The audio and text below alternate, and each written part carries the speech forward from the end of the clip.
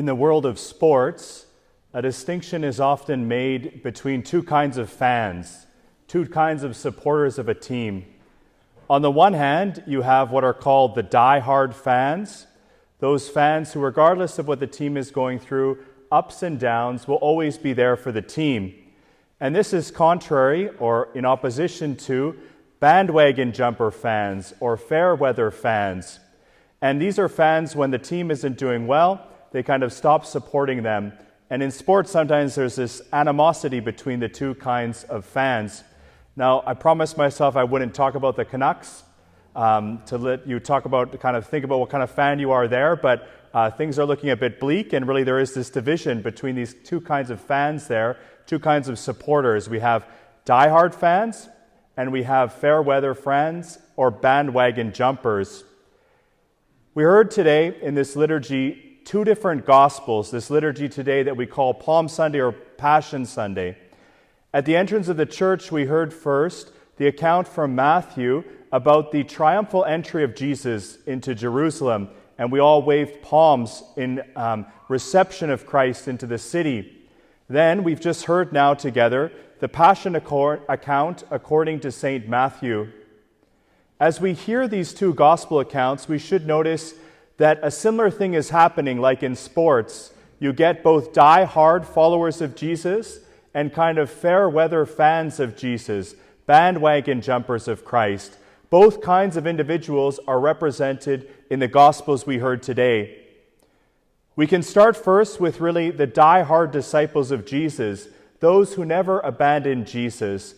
And we hear these inspiring examples, especially after the death of Jesus, of the women who stand by the cross while the other disciples have fled. The mother of Jesus, Mary Magdalene. In John's Gospel, we see that the beloved disciple is there as well. In addition, we hear about Joseph of Arimathea, who is a leader among the Jewish people and is aware of possible blowback that he will suffer, but still chooses to have Jesus buried in his tomb. These are individuals who stood by Jesus regardless of the ups or downs. They were these die-hard disciples or fans of Christ who never abandoned him. But we see in the Gospel, however, that this category of fans is much smaller than the other category of individuals, kind of the ones who are bandwagon jumper disciples or fair-weather disciples. And we saw in the first Gospel, at the entrance of the church, and we all got to kind of play this role of the crowds who welcomed Jesus with jubilation, who waved the palms acclaiming Christ as the Messiah. We know also that the followers of Christ, like Peter, for example, were so faithful, so loyal to him prior to his arrest. But these same crowds, these same inner circle of Christ, most of them ultimately abandoned Jesus. What a change of events that we heard. This same crowd that welcomed Jesus with exultation and joy, acclaim him as the Messiah, waving their palm branches, a few days later are crying for his death and the release of Barabbas, a murderer. Peter, especially in Matthew's Gospel account, stands out very strongly. Peter, beforehand, we know, before the arrest of Christ, tells Jesus ultimately he will never abandon him. Peter is the one who is chosen to be ultimately the leader of the disciples of Jesus by Jesus himself. But we heard in this Passion account when Peter himself ultimately is put on trial. Jesus is inside being tried by the Jewish authorities, and outside Jesus is being questioned by people around him to see if he is the Messiah or not. And we see that Peter denies Jesus. So we have these large groups of people, the crowds, and even the very closest followers of Jesus, who when times get tough, abandon Christ. Why ultimately did they abandon Jesus, these bandwagon jumper fans, these fair-weather fans? Well, it would seem ultimately that the answer lies in what you're holding in your hand now. The palms, I'm assuming you're still holding, kind of give us the answer to why people had a hard time following Jesus after his arrest, trial, and persecution. The palms that you hold in your hand now indicate the kind of Messiah that the Jewish people thought Jesus was. And to understand this, we need to understand another event that happens just over 150 years before Jesus was born. 150 years before Christ, 167 BC to be exact, there was another time of persecution in Jewish history. Jerusalem was not under the authority of the Roman rulers at this time, as Jesus' time, but a Greek ruler who was very oppressive named Antiochus IV. He oppressed the Jewish people. He forbade them from practicing their religion. And slowly but surely there arose a Jewish family led by Judas Maccabeus, the Maccabee family, who went and fought against this Greek ruler and ultimately kicked the ruler out of Jerusalem. Judas Maccabeus, the Maccabean family. We read about it in 1 Maccabees in the Old Testament. And Judas Maccabeus and his family, after kicking out the oppressive Greek rulers from Jerusalem, they walk into Jerusalem in triumph, and people are shouting and acclaiming them, and guess what they're waving? This is the interactive part.